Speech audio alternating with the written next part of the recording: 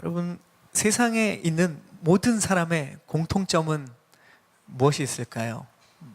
사람, 이 세상에 있는 모든 사람의 공통된 요소, 여러 가지가 있을 수 있지만 이 사람이란 단어와 한번 연관지어서 생각을 해보면 좋을 것 같아요. 살다라는 동사도 있죠. 삶이라는 명사도 있습니다. 이 사람이라는 단어와 다 연결된 단어죠. 그런 측면에서 본다면 이 사람, 모든 사람의 공통점은 살아있다는 거죠. 살아있는 우리가 사람으로 불려집니다. 사람이 죽으면 어떻게 됩니까? 이제는 살아있는 사람들과 분리가 되는 거죠. 나누어지게 됩니다. 그 분리는 먼저는 공간적으로 분리가 되죠. 죽게 되면 이제 매장을 하게 되는 경우 관에 이제 안치가 됩니다. 그리고 땅 속에 묻히게 되죠. 화장을 하게 되면 어떻게 됩니까? 태워서 또 가루가 되어서 또 땅 속에 묻히게 되죠. 그 전에 살던 그 삶의 자리의 공간과 분리가 되는 겁니다. 시간적인 분리도 일어나는 것 같아요. 그전에는 함께하는 사람들과 함께 시간을 보내면서 살아가지만, 그렇게 살아왔지만, 그러나 죽게 되면 함께하던 사람들의 기억 속에는 남아있을지 모르지만, 기억 속에는 함께 살 수 있을지 모르지만, 실질적인 그들과 함께 보내는 시간 속에는 더 이상 함께 존재할 수 없게 되는 것이 이 죽음의 결과입니다. 또 소통의 분리도 일어나죠. 그 전에 함께 살면서 나누었던 이야기, 또 나누었던 마음들, 또 함께 행동했던 그 모든 행동들은 더 이상 이제 가능하지가 않습니다. 소통이 분리가 되는 그러한 것이 바로 죽게 되면 나타나는 실질적인 우리의 결과입니다. 그래서 이러한 사실이 사실 그렇게 사랑하는 사람을 떠나보낸 유가족들에게는 가장 큰 슬픔이고 아픔이 되는 것입니다. 이러한 모든 분리가 죽음을 맞이하게 되면 나타나는 우리 주변의 실질적인 결과들입니다. 오늘 우리가 읽은 본문은 사울 왕이 이제 세상과 분리되는 겁니다. 성경 안에서 그가 함께하던 모든 사람들과 이제 분리되는 사건을 오늘 말씀은 보여주고 있습니다. 사울 왕의 죽음에 대한 이야기를 다루고 있는 것이죠. 죽음에 대한 이야기를 나누는 것은 쉽지 않습니다. 저 역시 쉽지 않습니다. 그래서 오늘 말씀을 준비하는 것도 쉽지 않았어요. 매주 말씀을 준비하지만 이번 한 주가 가장 어떻게 보면 묵상도 많이 했지만 가장 어려운 시기였습니다. 그럼에도 불구하고 이제 한국에서는 장례를 굉장히 많이 치르게 됐었는데, 제가 섬기던 공동체에 연령이 많으신 분들이나 또 부모님이 연세가 많으신 분들이 많아서 장례를 아주 많이 치렀습니다. 심할 때는 한 주에 3번의 3일장을 치른 적도 있어요. 그러니까 아침에 마지막 3일장을 마치고 이제 한국은 3일장을 하지 않습니까? 천국 환송 예배를 드리고, 그리고 이제 그 화장장에 가서 함께 그곳에서 이제 위로 예배를 드리고 돌아와서 그날 저녁에 다시 이제 다른 가정의 위로 예배를 드리게 되는 그러한 많은 장례들을 치르게 되면서 참 여러 가지 생각들을 하게 됩니다. 죽음에 대한 생각을 하게 되고, 믿음이란 무엇인가에 대해서 생각하고, 사랑하는 사람을 떠나보내는 것이 어떤 것인가에 대한 생각도 참 많이 하게 됐습니다. 그런 생각들을 한 주간 하면서 이 죽음에 대한 오늘 말씀을 나누게 되는데 힘든 것이죠. 왜냐하면 죽음에 대한 이야기를 한다는 건 우리 모두에게 불편한 이야기입니다. 세상에서도 보면 금기시 되는 이야기예요. 이 단어를 떠올리거나 우리 주변의 사람들에 대한, 특히 이런 사후에 대한 것, 죽음에 대한 이야기를 다룬다는 건 굉장히 금기시되는 이야기죠. 그러나 성경을 보면 성경에는 수많은 죽음의 사건들과 이야기들을 이야기합니다. 뿐만 아니라 사건이 없어도 성경에서는 자꾸 죽음에 대한 얘기를 자꾸 해요. 그래서 우리가 말씀을 볼 때 불편할 때도 많이 있습니다. 비약을 좀 하자면 성경은 죽음에 대한 이야기를 피하지 않고 직접적으로 아주 많이 다루고 있는데, 왜냐? 죽음을 이야기하지 않으면 생명에 대한 이야기를 할 수가 없기 때문에 그렇습니다. 죽음에 대한 이야기를 하지 않으면 우리의 영원한 생명도 얘기할 수 없고, 부활이라는 것도 얘기할 수 없고, 우리의 삶에 다룰 수 있는, 믿음의 영역에서 다룰 수 있는 문제들이 하나도 없습니다. 성경의 시작을 한번 보십시오. 창세기 시작에 무엇이 나옵니까? 하나님의 천지창조를 우리가 기억하지만 바로 그곳에서 하나님처럼 되고자 했던 인간의 모습이 바로 나옵니다. 그리고 그들이 죽음을 맞이할 것이다 이것이 성경의 시작부터 나옵니다. 요한계시록의 끝까지, 성경의 마지막까지 죽음에 대한 얘기를 다루다가 요한계시록에 무엇을 얘기합니까? 모든 인류의 심판에 대한 이야기를 하죠. 끝까지 죽음에 대한 이야기를 성경은 놓치지 않습니다. 그리고 성경의 전부이자 핵심인 예수 그리스도를 떠올릴 때 성경은 무엇을 제시하고 있습니까? 하나님의 아들, 성자 하나님이 죽으셨다라는 이야기를 성경은 숨기지 않고 오히려 그것을 계속 우리에게 드러냅니다. 성경은 어떻게 보면 죽음으로 가득 찬 책이죠. 그런 죽음 앞에서 사람들은 어떻습니까? 불편해하고 두려워하고 절망하기도 합니다. 그러나 여기에 복음이 있는 것이죠. 성경은 죽음에 대한 이야기를 다루는 이유가 그 죽음 앞에 놓인 우리를 찾아오셔서 죽음을 이기신 예수 그리스도를 우리에게 제시합니다. 죽음을 승리하신 예수 그리스도를 보여주면서 우리에게 죽음이 끝이 아니다는 얘기를 하는 거예요. 그러니까 죽음을 계속 얘기하면서 그 죽음을 이기신 예수님을 얘기합니다. 그런데 우리는 죽음 자체가 부담스럽기 때문에 그 모든 것을 불편해하고 피하려는 생각이 우리 가운데 있는지도 모르죠. 고린도서 15장 말씀처럼 죽음이 죽음으로 끝나는 것이 아니라 죽음이 죽어버린다는 얘기를 하는 거예요. 사망아 너의 이기는 것이 어디 있느냐? 사망아 너의 쏘는 것이 어디 있느냐? 사망이 삼키움을 당하는 그 승리의 날을 우리는 믿음의 사람들은 바라본다. 성경은 이 얘기를 하고 있습니다. 여러분, 죽음을 생각할 때 그냥 죽음이 우리에게 두려움으로 찾아옵니까? 죽음이 우리를 삼킬 것처럼 보입니까? 성경은 거기서 그치지 않아요. 우리에게 가져야 되는 믿음은 뭐냐? 그 죽음이 죽어버리는 그러한 사건이 우리 모두에게 있다는 거죠. 무엇을 통해서? 예수 그리스도를 믿음으로, 그 죽음을 승리하신 예수 그리스도를 내 인생의 믿음으로 받아들이게 되면 어떻게 되느냐? 죽음이 죽어버리는 것, 죽음이 전혀 우리에게 두려움이 되지 않는 그 놀라운 믿음의 반전들이 우리의 삶에 일어난다는 것입니다. 여러분, 이 믿음이 있으십니까? 그렇다면 우리는 죽음을 두려워할 필요가 없는 거예요. 이렇게 성경은 죽음을 이야기하면서 그것을 이기고 얻게 되는 생명을 더 강하게 말씀하고 계시는 거예요. 그래서 우리 모두는 죽음 앞에서 생명을 얻는 이 복음의 능력을 붙잡기를 원하는 것입니다. 죽음 앞에서 우리에게 남겨진 소중한 삶을 저와 여러분이 살아가면서 어떻게 하면 우리에게 있는 이 삶을, 의미 있는 삶을 살아가야 되고, 그렇게 어떻게 하면 이것이 이 우리에게 남겨진 삶이 우리에게 축복의 삶이 되는지를 고민하는 것, 성경은 계속 우리에게 그 고민들을 제시하고 있습니다. 오늘 말씀은 사무엘상의 마지막 31장의 말씀입니다. 자, 4절 말씀을 우리가 함께 읽어보겠습니다. 4절 말씀 함께 읽겠습니다. 시작. 사울이 자기 무기를 든 사람에게 말했습니다.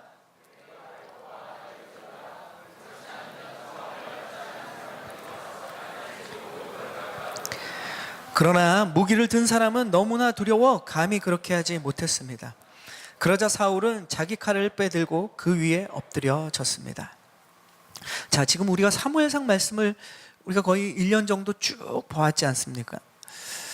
사무엘서는 사무엘의 탄생으로부터 시작했습니다. 사무엘서상 첫 장을 앞에 보면 어머니 한나를 통해서 사무엘이 태어나는 이야기를 보여주고 있죠. 그리고 사울이 왕이 되는 이야기를 쭉 사무엘상은 보여주었습니다. 그리고 또 누가 나옵니까? 다윗이 기름 부음 받는 장면이 나오고, 그리고 지금까지 우리가 계속 달려오면서 읽었던 말씀은, 나눴던 말씀은 뭡니까? 사울이 다윗을 죽이려고 계속 쫓아다니고, 다윗은 그 사울왕의 추격을 피하는 그 사건들이 계속 일어나면서 우리에게 많은 것을 보여주었죠. 그리고 오늘 우리의 31장 읽은 말씀은 무엇입니까? 이제 사울왕이 죽는 것으로 오늘 말씀을 사무엘상은 맺고 있습니다. 4절에 보면, 우리가 읽은 4절에 보면 두려움이라는 단어가 반복해서 나오고 있어요. 사울은 죽을 때 블레셋 사람들에게 모욕을 당할까 봐 두려웠습니다. 그 얘기가 나와요. 그리고 옆에 무기를 들었던 사람, 사울을 보호하기 위해서 했던 그 사람에게 사울왕이 나를 죽여라, 내가 모욕당하기 싫다라고 얘기할 때 그 사람은 왕을 자기 손으로 죽이는 것, 이것이 두려워하고 있었죠. 죽음 앞에서 그들은 무엇을 느끼고 있습니까? 두려움을 느끼고 있는 거죠. 죽음이라는 것은 사람들에게 두려움을 가져다 줍니다. 죽음과 두려움은 항상 같이 있어요. 사람들은 지금 내가 속한 곳에서 분리되어지는 이 죽음이 두렵습니다. 그리고 죽음을 통해서 가족과 이별하는 것이 두렵죠. 그리고 또 이런 생각이 있습니다. 죽으면 나는 이제 어떻게 되는 건가? 죽음 뒤에 나에겐 무엇이 남아있을까? 이런 죽음 이후에 대한 상황을 두려워하는 사람들이 아주 많습니다. 크리스찬이라고 해서 아닌 것 같지만 이야기를 나눠보면 꽤 많은 그리스도인들도 이것에 대한 두려움을 가지고 있습니다.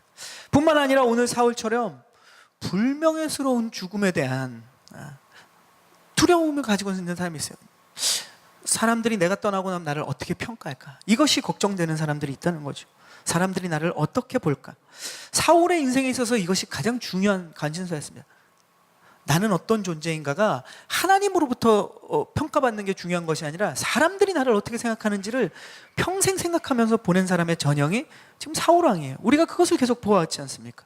사울의 인생에서 가장 중요한 관심사, 그는 살면서 항상 성경에서 말하듯이 그는 제일 잘생긴 사람이었어요, 이스라엘에서. 그리고 가장 건장한 청년이었습니다. 그리고 왕이었어요. 첫 번째 이스라엘의 왕. 모든 사람이 사울을 우러러봤습니다. 자신은 그렇게 남들이 자신을 칭찬하고 우러러보는 것을 즐거움으로, 이것이 인생의 의미로 살던 사람이에요. 그러다가 어떤 일이 일어납니까? 다윗이라는 어린 청년이 나왔는데 사람들의 모든 관심이 그에게 쏠리기 시작했습니다. 자기의 제일 중요한 관심사, 사람들한테 인정받고 평가받는 것, 이것이 내 인생에 사는 유일한 재미와 기쁨이었던 사람이 그것을 빼앗겨 버린 거예요, 다윗한테. 그래서 사울의 인생은 그때부터 망가졌습니다. 질투에 미쳐버렸죠. 자신의 위치와 관심을 잃을까 봐 항상 두려워했습니다. 그래서 사람들의 관심의 대상인 다윗을 제거해야지만 그 관심을 다시 자기에게 돌이킬 수 있을 것 같았어요. 그래서 다윗을 죽이려고 10년 동안 그 인생을 계속 다윗을 쫓아다니지 않았습니까? 이스라엘의 그들의 왕이신 하나님께서 이스라엘 백성들을 잘 하나님의 그 마음으로 섬겨달라고, 또 그들을 잘 다스리라고 그 모든 왕권을, 그 모든 권력을 하나님께서 사울에게 위임해 줬는데 사울은 그것을 하나도 감당해내지 못했습니다. 왕의 역할을 완전히 잊어버린 거죠. 하나님의 백성들을 돌보고 섬기는 일에 실패하고 자신의 명예와 인기를 되찾기 위해서 전전긍긍하면서 그의 일생을 다 바치고 오늘 말씀처럼 그의 인생은 끝나버린 겁니다. 이처럼 남의 평가를 제일 중요하게 생각하고 거기에서 존재감과 거기에서 기쁨을 얻으려고 하는 사람, 이 사울왕은 인생의 마지막 지금 죽음 앞에서도 무엇을 신경 씁니까? 내가 하나님의 뜻을 따라서 잘 살았나? 나에게 맡겨주신 이 나라를 잘 감당했는가? 나에게 맡기신 백성들을 내가 하나님의 말씀 따라 잘 섬겼는가? 이게 관심사가 아니에요. 죽음 앞에서 지금 뭘 얘기하고 있습니까? 내가 격한 얘기일지 모르지만 내가 쪽팔리다는 거예요. 내가 전쟁터에서 지고, 그리고 이 블레셋 사람들한테 내가 죽임을 당하고 그들이 나를 모욕하는 것, 난 이거 견딜 수 없다는 거예요. 죽음 앞에서 그의 두려움은 바로 이것이었습니다. 인생의 마지막인 죽음 앞에서도 마저도 사람들의 평가를 중요하게 생각하는 다윗의, 이 사울의 모습을 우리에게 성경은 보여줍니다. 그렇게 되면 이 이방 민족에게 죽여서 불명예스러운 꼴을 당하면 사람들이 얼마나 나를 비웃을까? 그의 마지막 가장 중요한 관심사였습니다. 사무엘상을 우리가 쭉 보면서 사무엘상의 핵심 구절이 뭐라고 드렸습니까? 사무엘상의 핵심은 무엇입니까? 하나님이 사무엘에게 말씀하셨던 거죠. 사람들은 외모를 보거니와 하나님께서는 그 사람의 마음의 중심을 보신다. 이것이 사무엘상의 핵심 구절이에요. 그러니까 사무엘상에 나오는 모든 인물을 그 관점에서 본다면 보이는 것을 쫓아 살았던 사람들과 보이지 않는 하나님을 쫓았던 사람들로 사무엘상은 인물들은 그냥 쉽게 나눠집니다. 엘리 제사장이 어떻습니까? 그는 영적인 그 사사였으면서 제사장이었고 리더였지만 그는 눈에 보이는 것을 쫓았던 사람이에요. 눈에 보이는 아들들을 하나님보다 더 소중하게 생각했습니다. 그래서 그는 어떻게 됩니까? 눈에 보이는 모든 것들 결국 잃어버리고 자녀들을 잃어버리고 그날 엘리 제사장도 죽음을 맞이하는 것을 우리가 보았습니다. 오늘 사울도 어떻습니까? 눈에 보이는 사람들, 그리고 그 권력, 그리고 평가를 쫓다가 그것이 하나님보다 더 중요했기 때문에 그는 눈에 보이는 명예와 권력마저도 다 잃어버렸어요. 그리고 오늘 말씀처럼 치욕적인 죽음을 자녀들과 그 아들들과 함께 맞이하는 것을 보여줍니다. 엘리와 사울은 참 공통점이 많아요. 반면에 사무엘과 다윗은 어떻습니까? 사무엘은 정반대였어요. 엘리와는 대조적으로 같은 영적인 리더였지만 어렸을 때부터 보이지 않는 하나님을 바라보고 믿음으로 성실하게 섬겼습니다. 그리고 그는 죽을 때까지 끝까지 섬기면서 이스라엘 백성들이 하나님을 바라볼 수 있도록 계속 격려하고 축복했습니다. 그것이 사무엘의 삶이었어요. 다윗은 어떻습니까? 우리가 보고 있지만 사울 왕과는 정반대로 보이지 않는 하나님을 의지하고 그래서 하나님의 뜻을 끝까지 쫓으려고 했어요. 그것이 자신에게 고통이 되고 더 어려운 일임에도 불구하고 하나님의 그 뜻을 쫓으려고 어떻게 보면 애쓰고 발악까지 하는 모습들을 우리가 쭉 보았습니다. 우리에게 보여주시는 이 사무엘상은 뭡니까? 눈에 보이는 것을 쫓아 사는 사람들과 그리고 그들의 결말과 눈에 보이지 않는 하나님을 쫓아 살던 사람들, 그들에게 결말이 어떤지를 성경은 저와 여러분에게 보여주고 있습니다. 사랑하는 산타모니카 오늘의 성도 여러분, 여러분은 지금 무엇을 쫓아서 살아가고 있습니까? 눈에 보이는 것을 쫓아 살아가고 있습니까? 아니면 눈에 보이지 않는 하나님을 쫓아 지금 살아가고 있습니까? 하루하루 내 일상에서 세상 속에서 우리가 눈에 보이는 것들 속에 살지만 그 속에서 하나님의 가치를 쫓아 하나님을 바라보며 살고 있는지, 아니면 세상 사람들과 똑같이 눈에 보이는 그 것들만을 쫓아 살아가고 있다면 우리에게 결과는 정해져 있는 것입니다. 사무엘상의 말씀은 그 결과를 우리에게 정확히 말해주고 있어요. 보이지 않는 것에 가치를 두어라. 이것이 저와 여러분의 삶의 날마다의 고백이고 날마다의 우리의 삶의 모습들이 되기를 축복합니다. 아멘. 그렇지 않으면 우리에겐 소망이 없어요. 보이지 않는 것을 바라보는 믿음, 이것이 저와 여러분에게 필요한 것입니다. 그러면 어떻게 되느냐? 우리는 진짜를 얻게 될 거예요. 자, 이제 6절 말씀을 우리가 읽겠습니다. 6절 말씀 함께 보겠습니다. 시작. 이렇게 해서 사울과 그의 세 아들과 그의 무기를 든 사람과 그의 모든 군사들은 그날 함께 죽었습니다. 자, 사울은 오늘 6절에 어떻게 합니까? 그의 아들들과 그리고 그와 함께 했던, 그가 거느렸던 군사들과 다 함께 죽었다라고 성경은 이야기합니다. 사울은 자신이 이루었던 가정 지금 다 잃어버렸어요. 권력, 함께 했던 군사력 다 잃어버렸죠. 그리고 자신의 생명 잃어버렸습니다. 죽음이라는 것은 이 땅에서 내가 가졌던 세상의 것들과 다 이별하게 되는 것입니다. 내가 가지고 있는 건강, 재산, 명예, 내가 누렸던 지위, 이 모든 것과의 이별입니다. 죽음은. 죽음은 그 사람의 당사자의 입장에서 보면 눈에 보이는 것들은 일단 다 잃어버리는 것이 죽음이에요. 죽음을 앞에서 그것을 움켜쥘 수 있는 사람이 있느냐? 한 사람도 없습니다. 우리는 그런 사람을 본 적이 없어요. 앞으로도 보지 못할 것입니다. 다 두고 가는 거예요. 이것이 죽음의 특징입니다. 이것은 세상에서 우리가 이 정해진 법칙을 따라가는 거예요. 하지만 하나님의 법칙은 뭡니까? 우리가 서두에서 잠깐 나눴지만 이 세상의 법칙을 거기서 끝나지 않는 것이 하나님의 법칙이라는 거죠. 하나님이 우리에게 예비해 주신, 마련해 주신 법칙은 뭐냐? 세상의 것은 다 두고 가지만 예비된 놀라운 것들이 우리를 기다리고 있다. 그리고 그것을 우리에게 주실 것이다. 이것이 하나님이 저와 여러분에게 주는 법칙입니다. 아멘? 이것을 믿어야 우리에게 소망이 있는 거예요. 우리가 2주 동안 금요일날 누가복음을 통독했는데, 누가복음에는 그 세상을 살아가면서 세상의 것이 아닌 하늘나라에 대한 얘기를 굉장히 많이 강조하고 있고, 비유 중에는 가장 많은 비유가 누가복음에 예수님이 하십니다. 12장에 보면 주님께서 이런 말씀을 하세요. 너희를 위하여 재물을 이 땅에 쌓아두지 말라. 하늘에 너희의 재물을 쌓아두어라. 우리의 눈에 보이는 재물이 어떻게 하늘에 쌓여질 수 있습니까? 우리는 이 예수님의 말씀을 통해서 먼저 우리가 이 땅이 끝이라 아닌 것을 알고 있죠.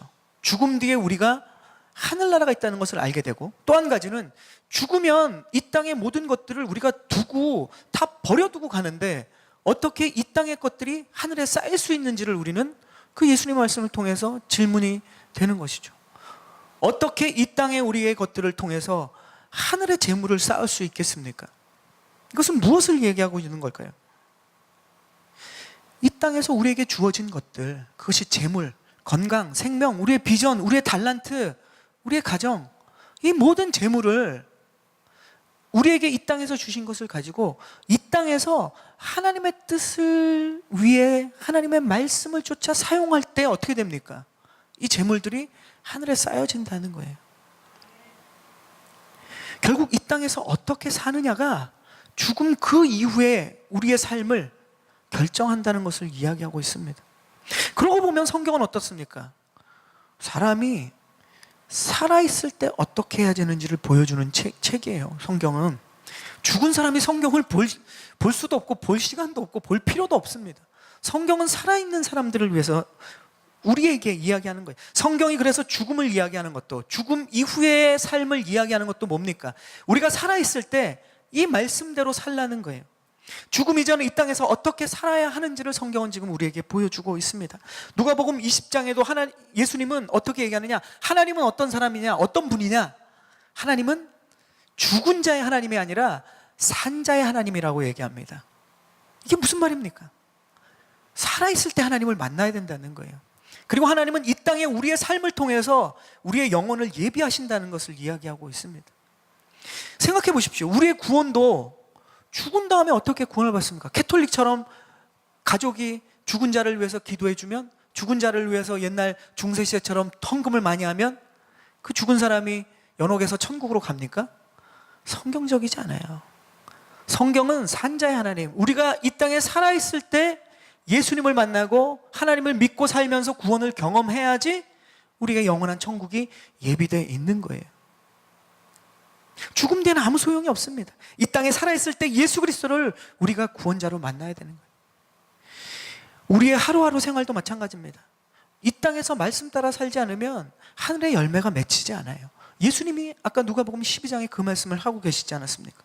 우리가 이 땅을 살면서 건강이든 시간이든 돈이든 재능이든 지혜든 가진 것이 있다면 이것을 혼자 누리지 말고 주변에 나누라는 거예요. 가족과 나누라는 거예요. 가족하고만 나누지 말고 일터에 있는 사람들하고 나누라는 거예요. 나랑 상관 있는 사람들만 나누지 말고 나와 상관이 없는 사람들과도 나누라는 거예요. 이것이 하늘나라를 준비하는 사람들이라고 성경은 이야기하고 있습니다. 왜냐? 이 땅이 끝이 아니라 죽음 뒤에는 영원한 나라가 우리를 기다리고 있기 때문에 그렇습니다.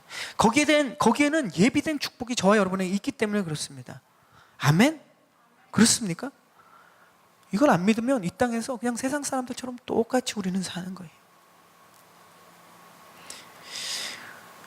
오늘 우리는 이 말씀을 통해서 주님이 주신 우리에게 하루를 살 수 있는 생명, 그 하루하루의 삶의 그 생명 앞에 우리는 서 있습니다. 날마다 하루를 시작하면서 오늘 하루 주신 생명 앞에 우리는 서 있어요. 그리고 그 하루의 생명을 주님으로부터 받아 우리는 살아나갑니다. 그 너머에는 저와 여러분에게 반드시 결정된 죽음이 기다리고 있어요. 아무도 피할 수 없는 죽음이 기다리고 있습니다. 뭐 요즘 한참 그런 얘기를 하죠. 생명공학이 발전돼 있고 데이터와 또 인공지능, 뭐 4차 산업 얘기하면서 그 누굽니까? 뭐 유발, 네, 할러린가 뭐 하여튼 뭐 요즘 막 화두로 떠오르는데 우리는 거의 영원히 살 수 있을 것처럼 생각해요. 그런데 생각해 주십시오. 1970년대에 우리가 평균 수명이 60세였대요. 지금 80세를 넘었습니다. 40년 더 살게 됐어요. 이건 거의 2배에 가까운 지금 두 배는 아니지만 엄청난 지금 생명이 지금 늘어나고 있잖아요. 그렇다고 우리가 죽음에서 자유로워졌습니까? 우리가 죽음에 대한 두려움이 없습니까? 우리가 영원히 살 것 같습니까? 이것은 우리의 생명이 연장된다고 하더라도 우리에게는 피할 수 없는, 모두에게 죽음이 기다리고 있는 거예요.